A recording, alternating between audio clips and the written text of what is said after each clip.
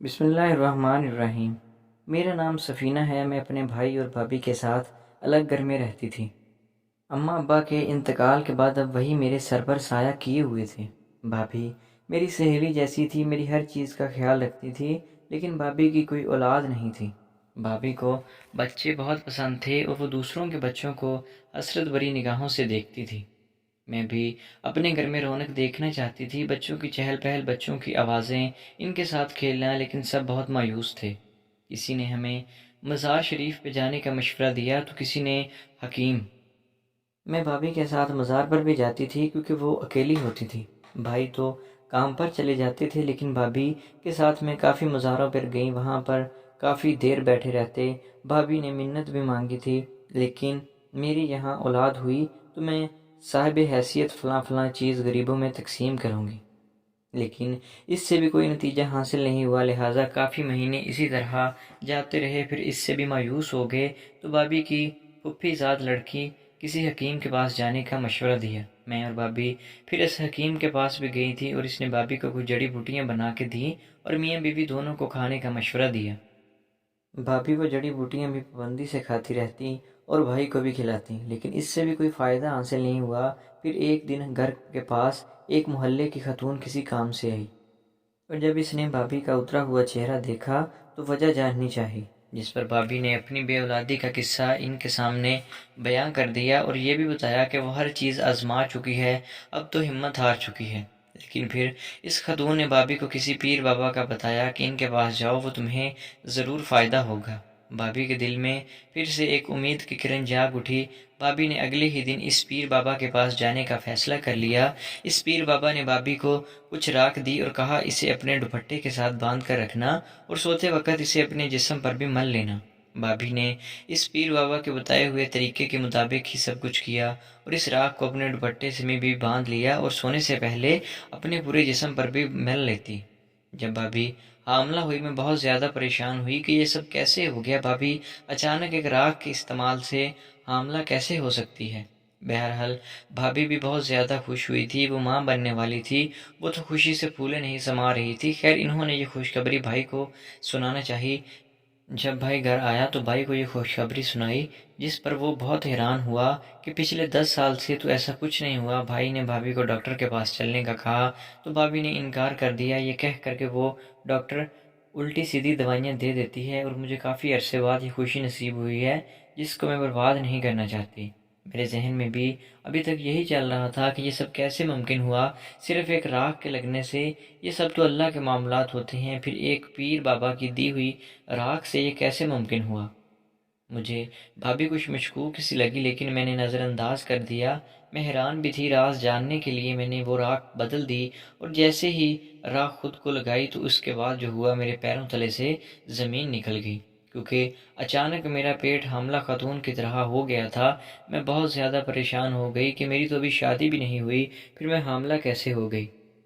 اب ایک حاملہ عورت لگ رہی تھی، اب میں بھائی بھابھی سے اور دنیا والوں سے نظریں کیسے ملاتی؟ وہ میری بات کا کیسے یقین کر سکتے تھے؟ لہٰذا میں اپنے کمرے میں رہنے لگی، اپنا پیٹ بھی سب سے چھپاتی تھی کہ کوئی مجھے اس طرح نہ دیکھ لے۔ میں کمرے سے کم باہر نکلتی تھی اور بھابھی کسی کام کے لیے مجھے آواز دیتی تو میں کوئی بہانہ بنا کر باہر آنے سے انکار کر دیتی۔ بھائی بھی بھابھی سے میرے بارے میں پوچھتے کہ سفینہ کہاں ہے، آج کل نظر نہیں آ رہی، تو بھابھی بھی یہ کہہ دیتی تھی کہ شاید پڑھ رہی ہوگی۔ اپنا کافی دن تک میں نے ایسے ہی خیال رکھا، لیکن ایک دن بھابھی میرے کمرے میں آ گئی اور مجھے ایسے دیکھ کر بہت حیران رہ گئی تھی۔ میں بھابھی کو بغیر کچھ بتائے ان کے آگے رو پڑی تھی۔ بھابھی نے بہت اصرار پر میں نے بھابھی کو بتایا کہ آپ کو جو پیر بابا نے راکھ دی تھی، میں نے اسے اپنے پیٹ پر مل لیا تھا، یہ جاننے کے لیے آپ اچانک ایک رات میں کیسے حاملہ ہو گئی تھی؟ جس پر میرا بھی پیٹ ایک حاملہ عورت کی طرح ہو گیا ہے۔ بھابھی کو یہ سب سن کر کافی حیرت ہوئی تھی کہ میں تو شادی شدہ بھی نہیں تھی، پھر میرے ساتھ ایسا کیسے ہو سکتا ہے؟ پھر ابھی بھابھی نے مجھے کہا کہ تم کچھ دن اپنے کمرے میں ہی رہنا اور بالکل بھی باہر نہیں نکلنا، کوئی باہر آ بھی جائے اور تمہارا پوچھے تب بھی نہیں۔ میں نے بھابھی کی بات پر عمل کیا، کوئی بھی مہمان آتا تھا تو میں باہر نہیں آتی تھی، لیکن یہ راز کب تک چھپتا؟ کبھی نہ کبھی تو سب کے سامنے آنا ہی تھا، لہٰذا وہ دن بھی آ گیا۔ ایک دن ہمارے محلے کی ایک خاتون آ گئی۔ بھابھی نے انہیں بٹھایا، چائے وغیرہ بنا کے دی۔ اب وہ بھابھی سے باتیں کر رہی تھی کہ اچانک انہیں میرا خیال آ گیا اور وہ میرا پوچھنے لگی۔ بھابھی نے بہت چھپانے کی کوشش کی لیکن وہ سمجھ گئی تھی کہ یہ لوگ کچھ چھپا رہے ہیں۔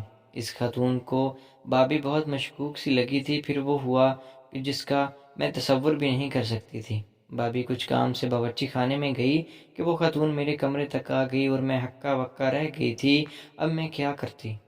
اب تو میری عزت صرف اللہ کے ہاتھ میں ہی تھی۔ پھر یوں ہوا کہ اچانک اس خاتون کے گھر سے اس کا بیٹا چلا آیا اور گھر میں داخل ہوا کہ امی شمائلہ سیڑھیوں سے گر گئی ہے۔ پھر وہ خاتون بھاگتی ہوئی اپنے گھر کی طرف چلی گئی۔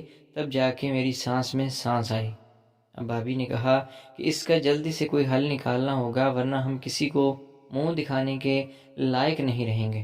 اس وقت تو اللہ نے ہماری عزت بچا لی ہے لیکن آگے کیا ہونا تھا ہمارے ساتھ یہ ہمیں پتہ بھی نہیں۔ بھابھی نے بھائی کو بتانے کا فیصلہ کیا تو میں بہت زیادہ ڈر گئی تھی کہ بھائی کہیں مجھے جان سے ہی نہ مار دیں۔ بھابھی نے تسلی دی کہ میں تمہارے ساتھ ہوں تو ڈر کیوں رہی ہے، لیکن یہ کوئی چھوٹی بات نہیں تھی، ایک کمواری لڑکی کا حاملہ ہونا۔ بھابھی نے کہا بھائی کو تو بتانا ہی پڑے گا ورنہ ہم اس کا حل کیسے نکال سکتے ہیں۔ لہٰذا بھائی کو بتا دیا، جس پر بھائی نے مجھ پر بہت زیادہ غصہ ہوئے تھے۔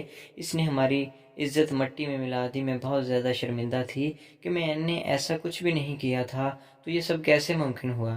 بھابھی نے بھائی کو بہت سمجھانے کی کوشش کی جس پر بھائی نے ناراضگی کا اظہار کیا، اور اب بھابھی نے بھائی سے کہا کہ ڈاکٹر کے پاس چلتے ہیں، وہ اس کا کوئی نہ کوئی حل ضرور نکالے گی۔ لیکن بھائی نے اس بات کا کوئی جواب نہیں دیا اور اپنے کمرے میں چلے گئے۔ میں بھی اپنے کمرے میں چلی گئی تھی اور بہت زیادہ روئی تھی کہ یہ سب میرے ساتھ کیا ہو رہا تھا۔ میں بھائی کی نظروں میں بھی گر گئی تھی۔ جس بھائی نے مجھے ماں باپ دونوں بن کے پالا تھا، میں اس سے نظریں ملانے کے قابل نہیں رہی تھی۔ بھائی مجھے باہر دیکھتے تو بھابھی پر بہت زیادہ غصہ کرتے تھے۔ اس کو کہو کہ اپنے کمرے سے نہ نکلا کرے، میں اس کی شکل بھی دیکھنا نہیں چاہتا۔ بھابھی نے رات کے وقت بھائی کو کچھ سمجھایا کہ لڑکی ذات ہے، ہمیں اس کا حل تو نکالنا ہوگا ورنہ اس سے کون شادی کرے گا، اس کے بچے کو کون سنبھالے گا۔ لہٰذا بھائی ڈاکٹر کے پاس جانے کے لیے راضی ہو گئے، لیکن بھائی نے سختی سے منع کیا تھا کہ دن کی روشنی میں تو ہرگز اس کو گھر سے باہر نہیں نکلنا۔ لہٰذا موقع دیکھ کر بھابھی مجھے لے کر ڈاکٹر کے پاس آ گئی۔ میں بہت زیادہ گھبرا گئی تھی کہ اب کیا ہوگا۔ میرے ساتھ ڈاکٹر کے پاس کافی رش تھا، ہم وہاں 2 گھنٹے سے بیٹھے تھے، لیکن جب ہماری باری آنے والی تھی کہ ڈاکٹر کا چیک اپ کا ٹائم ختم ہو گیا تھا اور یہ معاملہ اب پھر سے کل پر چلا گیا تھا۔ خیر ہم وہاں سے گھر آ گئے تھے تو بھائی نے بھابھی سے پوچھا کہ کیا ہوا، ڈاکٹر نے کیا بتایا، جس پر بھابھی نے بتایا کہ ڈاکٹر کے چیک اپ کا ٹائم ختم ہو گیا تھا، اس لیے ہم گھر واپس آ گئے ہیں۔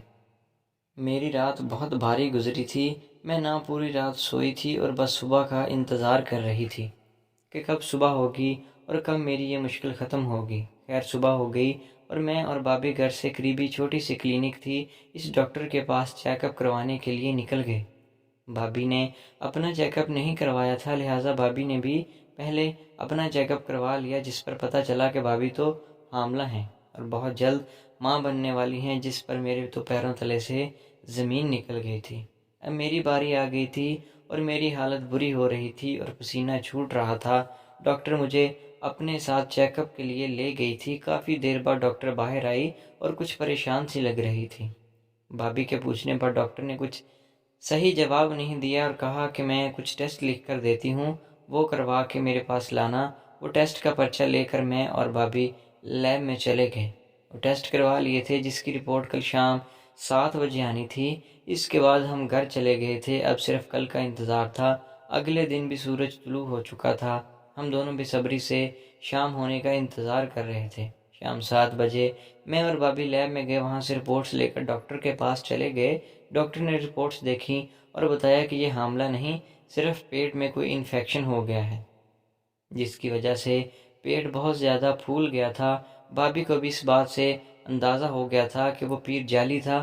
وہ میرے سامنے شرمندہ ہو کر رہ گئی تھی کہ مجھ سے بڑی ہونے کے باوجود اس نے پیروں فقیروں پر بھروسہ کیا اور ہمیں بھی اس بات سے لا علم رکھا تھا۔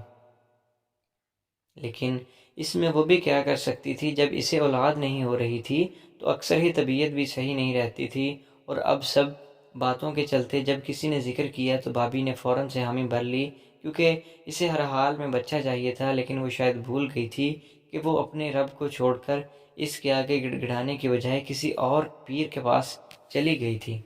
اور آج کل تو پیروں کے پاس یہ سب کمائی کا ایک ذریعہ بن گیا ہے، لوگوں کو دھوکہ دے کر کچھ بھی کہہ کر پیسے لے لیتے ہیں۔ بھابھی کو بھی اس کی غلطی کی وجہ سے جراثیم ہو گئے تھے، اور حمل تو قدرتی اللہ کی طرف سے ہوا تھا۔ بھابھی گمراہ ہو گئی تھی، جس پر بھابھی نے اللہ سے توبہ کر لی کہ آئندہ کسی پیر بابا کے پاس نہیں جاؤں گی۔ یہ خود سے وعدہ کر لیا تھا کہ اس کے بعد اب اچانک سے جب اس کو حمل ٹھہر گیا تو سب حیران ہو گئے تھے، لیکن وہ نفل پڑھتے اپنے رب کا شکریہ ادا کرنے لگی کہ اس نے اسے معاف کیا اور اس کی جھولی بھر دی ہے۔ آپ کو کیا لگتا ہے کہ ہمیں پیروں فقیروں پر بھروسہ کرنا چاہیے؟ اور آخر میں جو بھابھی حاملہ ہو گئی تھی وہ بہت اچھا ہوا تھا، یا اس کی سزا یہی تھی کہ اس انفیکشن کی وجہ سے وہ ہمیشہ بانجھ ہی رہتی، اور دوسرے لوگ بھی بھابھی کو دیکھ کر نصیحت حاصل کر لیتے اور دوبارہ کبھی بھی پیروں کے چکروں میں نہ پڑتے؟